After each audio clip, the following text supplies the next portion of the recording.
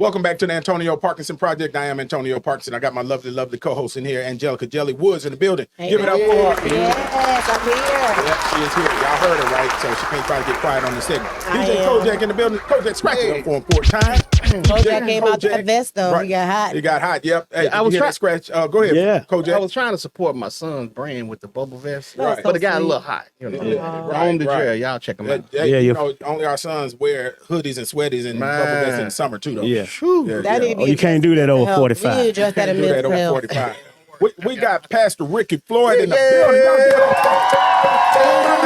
He can't get scared no more. He ain't scared. Don't be scared, Pastor. Look, what he got his lavender. Hold on now. He clean. Floyd came in with his lavender linen Yes, he suit. did. And you know, we Got just the talking, mushroom bit. and we're just talking about the pimps and the being for the streets, gosh, right? we're And, not doing and the this. pastor, I'm like, he ain't no pimp. I ain't saying he's a pimp. Pastor, Now, don't engage. Yeah, I didn't say he wasn't for the streets at one time now, but I ain't saying that either right now. I don't remember. You know, Pastor Ricky Floyd, man, Yes. thanks for joining us, man. You know, we're glad to have you. Could y'all move that over right there a little bit? Right, yeah, it's thank you. right. That's not in your shot. It ain't in your Okay, shot. all right. That's Don't worry about that. But look, you know, first of all, you know, you're doing amazing things out there in our community. We truly appreciate all of the work that you're doing.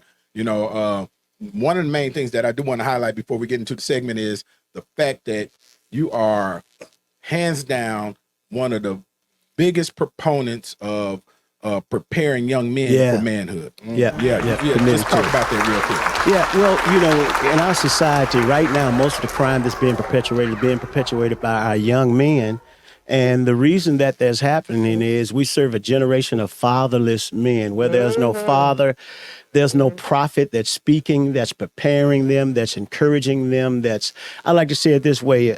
A man's job is to give affection, protection, direction, correction, and to prepare a young man to leave a collection for his children's children. So the anger that you're seeing in our young boys is because nobody has prepared them, but everybody wants to punish them. And so we're in a society right now, I like to say that almost every decision is made is based off of two things, and that is love or fear. And we have a society right now where our young people don't feel loved and they don't fear anything. So they have an unconscious mindset that will allow them to do anything and everything and not have any feelings about it. That is doing awesome work.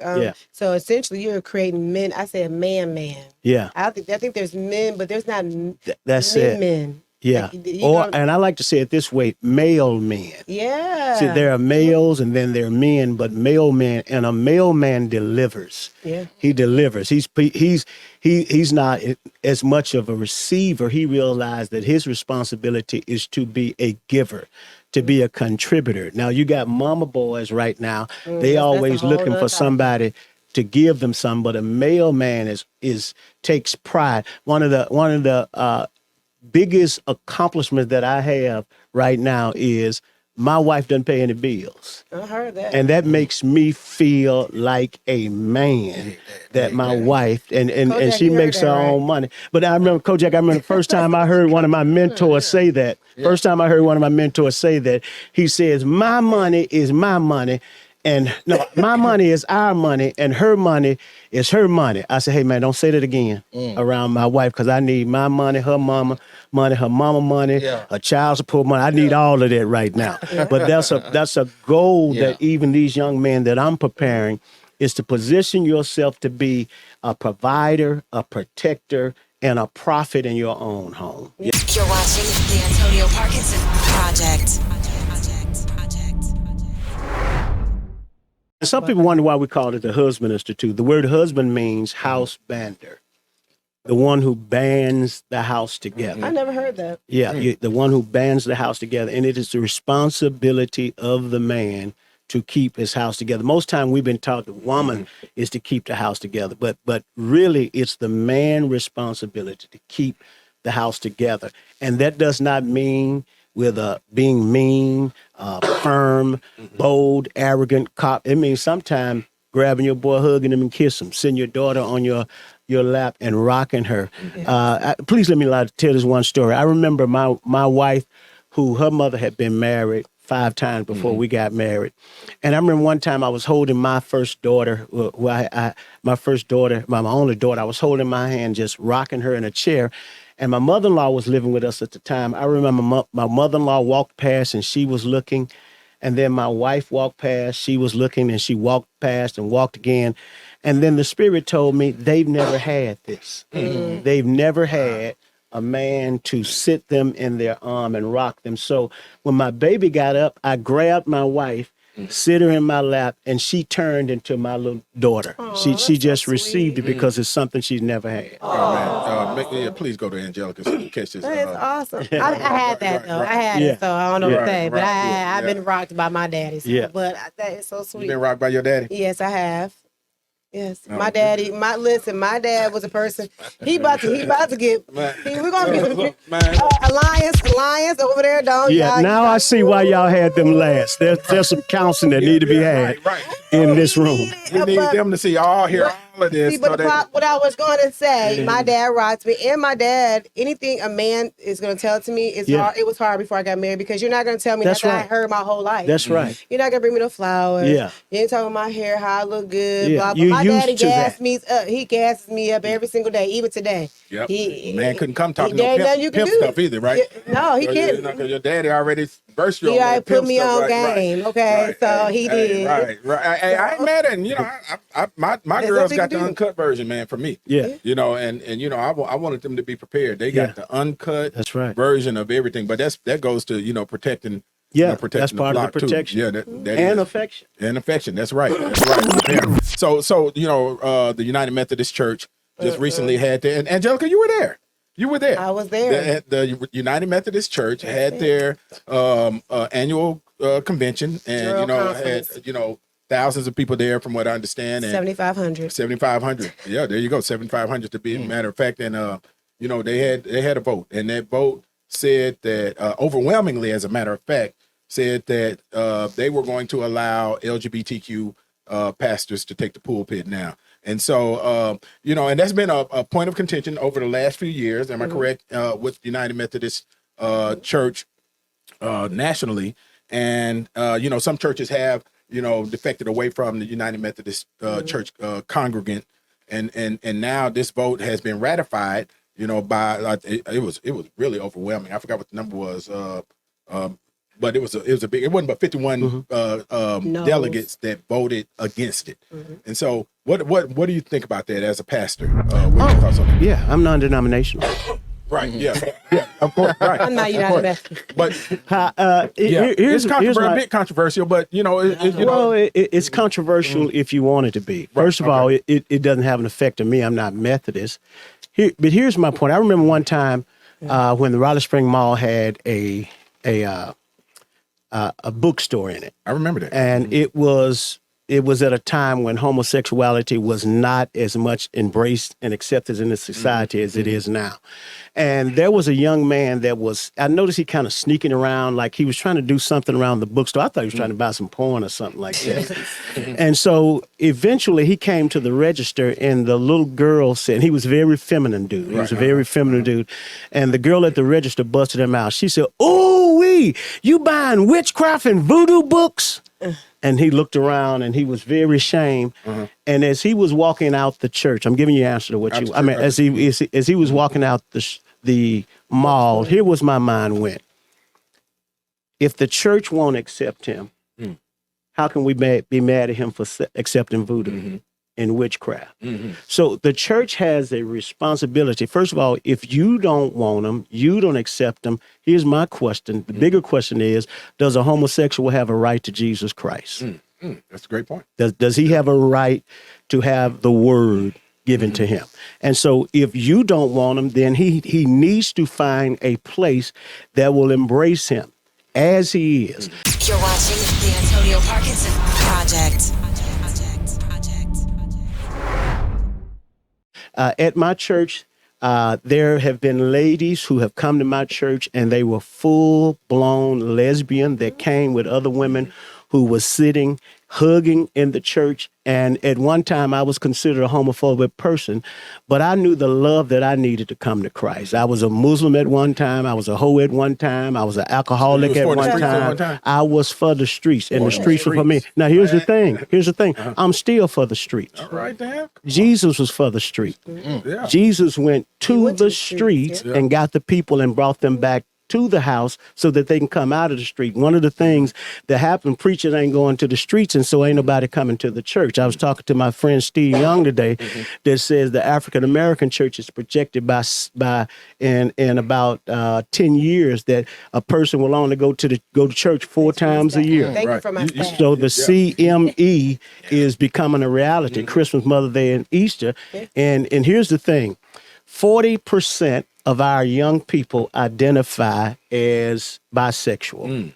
40%. Now that's identify. Remember we talked about how that. How many don't identify? How many are hiding? Right. How many of the preachers are How many hiding? are confused? And so now when we attack them, we lose the right to attract them. I'm going to say that again. And I tell people all the time, I'm not marching for or against homosexuality. My mother reminds me when my mother was pregnant with me at 16 years old in Tunica, Mississippi, and my stepmother kicked her out. And the only person in that town would take us in was, guess who? The town homosexuality. So my mother jokes with me and tells me my first pair of underwear was bought by a homosexual. Oh, wow. I have a question for you, Pastor. Hold on, let me finish this statement. Let me finish this statement. Now, this was 1960. Now, here's what another thing that my mama told me about that a lot of people were knocking on that man's door at 3 o'clock in the morning. Oh, yeah. In Mississippi. Oh, yeah. So there, and I can go on, I can remind you that one of the biggest advocates against homosexuality got caught in homosexuality. So here's my thing. Man, everybody has a right. Who are we talking about? I don't know. Everybody has a right. Everybody has a right to the love of God. Yeah. And if I'm not going to preach to them, then am I saying nobody should preach to the homosexual community? Yeah. So I'm not going to preach to the racists. Does that mean nobody should preach to the racists? I don't think that's not the vote. So the two ladies, the lesbian ladies, they were hugging each other. They came to the church. Now the question is, this is where the I'm glad you brought that back the out. stance is. Did they go in the pulpit and preach when they were not saying they can't come to the church, but did they go from hugging? Yeah, I'm going to address with it. But thank you for bringing me back to that because though that lady is married, one of them is married, 2 children, a home in the, what y'all call Raleigh, the capital. They have a home in the capital. Another one of them is married same way. Now I've done better with. They married 2 men. Okay. And they are some of the greatest wives in our church right now. And here's what one of them told me. Matter of fact, they both told me the same thing. I said, "Is this you forever? Is this life chose you? Did you choose this life?" And this is what both of them told me. They said, if a man loved me, I would love a man. Now, back to your question, them preaching in the pulpit. I asked this question because not long ago, and still the challenge of this is in our society today, a lot of people feel that same way about women. Oh, yeah. And so my question one time is this drunk in the barbershop asked me, did I believe in women preaching? I said, so much so I married one. Yeah. I'm married to a woman preacher. And so here was my question for him. If you had a whoremonger, if you had a homosexual, and you had a holy woman, and you had to choose between those 3 being your wife, a homosexual, a holy woman, or a whoremonger, which one would you choose your pastor? He couldn't answer. Now, he's a drunk. In the barbershop. So many times our own esteem issues. And so will a homosexual lesbian preach in my pulpit? You're watching the Antonio Parkinson Project. Will a homosexual lesbian preach in my pulpit? No. No. Okay. Why? I was wondering when we was gonna get around to that. I was like, okay. No, because that's my conviction. Right. Exactly. But they might not want a black bald head man preaching in their conviction. Right. And I don't bother with nobody about what their conviction. their relationship with God and their position of authority. Right. So if that's what the Methodists choose, man, I ain't finna say nothing with the Methodists because I ain't Methodist. Right. Let me ask you this though. So 40 million Americans left the church over the last 25 years. 39% of millennials attend church weekly, or up to 21%. 45% of non-white millennials, and so on and so forth. But there appears to be, and you touched on it just a minute ago. Appears to be a bit of an exodus from the church. Physically, what's behind it? One, and is there a plan to bring them back? Man, that's a legitimate question, and I understand why people are leaving the church. Right. Why do you understand it? What do you understand? Well, I understand.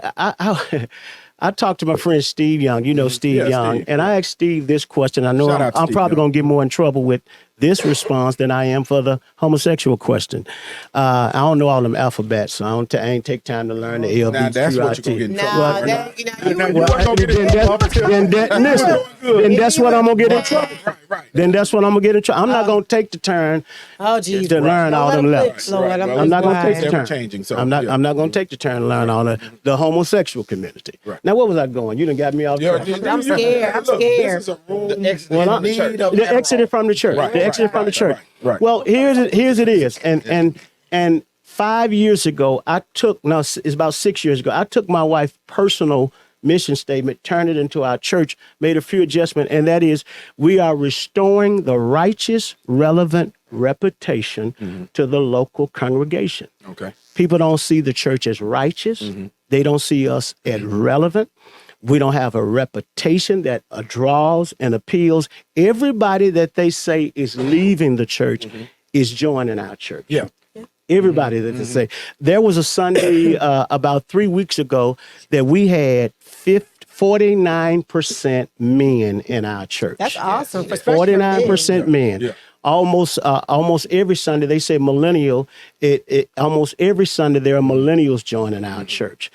We have multicultural. Matter of fact, I hope I ain't gonna say that because Pursuit of God Transformation Center. We don't even call ourselves a church. We call ourselves a transformation center because lives are being transformed. Here's to your question. Here's the answer. I asked Steve Young this. I saw a preacher who was hooping, and I asked him this question. I said, 10 years from now, will hooping have any relevancy in the church? Oh, you have to define hooping because that's going to go into our lawsuit. I know, yeah. Will what they don't do that. Pretty good though. They don't. I normally don't do that in the shower. So, but my point is, man, young people want something that's going to help, and old people now too, something that's going to help them deal with their day-to-day lives. For example, tomorrow morning, our church is open 28 days a week. Out of 30 days a week. Out of 28 days a month. Oh, okay. Out of 31 days. And here's the question that I ask people when I'm ever in front of pastors. I said, Pastor, if your church was to leave your community, how long would it take your community to know y'all is gone? For us, it's about 4 hours. So that's why people are coming. They should leave a church. If a church is only showing up in this community on Sunday and preaching a sermon and going back home, they should leave the church. That is absolutely wonderful. Y'all give it up for Pastor Ricky Floyd in the building. And the doors of the church are open. What's the address to the church? The church is right across the street from the Thrift Mall. Watch this. That will be having 3 grand openings of African-American businesses. We're literally building a Black Wall Street in Frazier. Three businesses. One of those businesses will feature 4 African-American women entrepreneurs that are going to be working out in one of those businesses. So that will be July the 1st. We're going to get Black Market Strategists to do some marketing with us on that. And look, it is Mental Health Awareness Month. And we got Alliance Healthcare. We got Lori Powell in the building. She's going to be coming up.